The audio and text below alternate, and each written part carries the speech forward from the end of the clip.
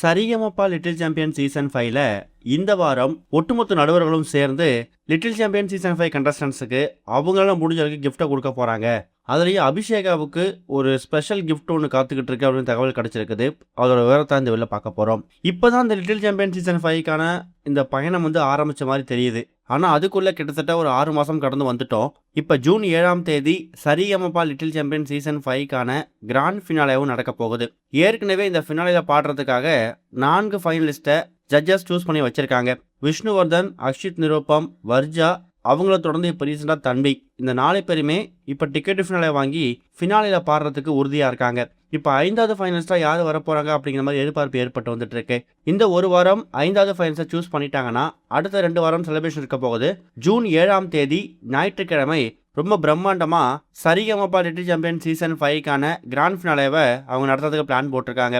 இந்த ஒரு 6 மாசத்துல எக்கச்சக்கமான குழந்தைங்க பாடல்களை பாடி ஜட்ஜஸை இம்ப்ரெஸ் பண்ணி, அதே மாதிரி அவங்களோட கியூட்டான மூமெண்ட்ஸ் மூலயமாவும் ஜட்ஜஸ் கிட்ட நல்ல பேர் வாங்கி ரொம்ப ஒரு ஃபேவரட் கண்டஸ்டன்ட் அப்படிங்கிற மாதிரி வந்திருக்காங்க.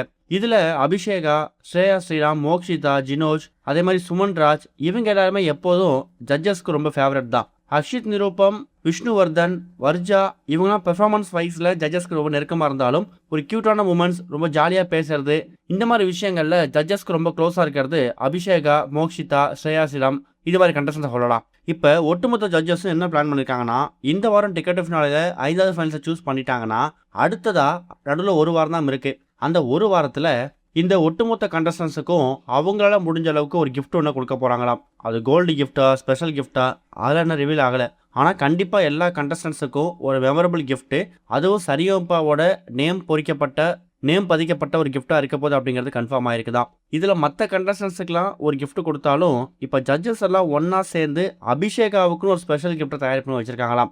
அந்த ஒரு கிஃப்ட் அபிஷேகாவுக்கு ஸ்பெஷலாக போகிறதுக்கு காரணம் என்னன்னா, இந்த சீசனில் ஆரம்பத்தது இப்போ வரைக்கும் அதிகப்படியான கோல்டன் பெர்ஃபார்மன்ஸ் வாங்கினது அபிஷேகா தான். ஆனால் இப்போ வரைக்கும் அவங்க ஃபினாலே போக முடியாமல் ரொம்ப ஸ்ட்ரகிள் பண்ணி வந்துகிட்டு இருக்காங்க.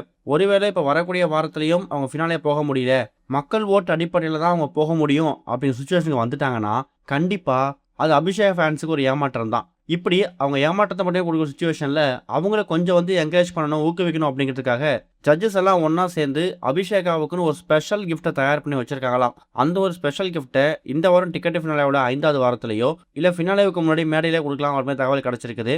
இப்போ ஜட்ஜஸ் அபிஷேகா கொடுக்க போகிற இந்த கிஃப்ட்டை பற்றியும், அபிஷேகா 5வது ஃபைனல்ஸாக வரதுக்கு வாய்ப்பு இருக்குதா, இல்லை அவங்க மக்கள் ஓட்டு அடிப்படையில் 6வது ஃபைனல்ஸாக உள்ளே போவாங்களா அப்படின்ற கருத்துக்களை மறக்காமல் கமெண்ட்டில் மென்ஷன் பண்ணுங்க.